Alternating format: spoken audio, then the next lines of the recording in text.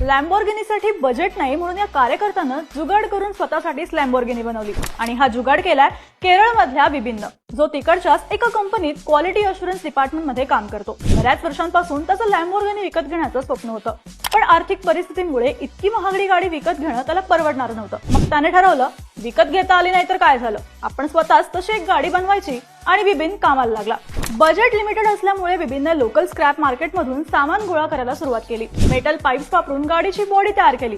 गाडीच्या लुकसाठी cardboard sheets आणि fibre ग्लासचा use केला. या गाडीला मारुती 800चं इंजिन असलं तरी लावलेल्या कस्टम एक्झॉस्टमुळे या गाडीतूनही लॅम्बोर्गिनी सारखा स्पोर्टी साऊंड येतो. आणि इतकंच नाही तर लॅम्बोर्गिनी सारखे बटरफ्लाय डोअर्स आणि नोज लिफ्ट सिस्टीम सुद्धा बिबिनने या गाडीत बसवली आहे. ही गाडी तयार करायला बिबिनला 3 वर्ष लागली आणि खर्च आला फक्त 1.5 लाख रुपये.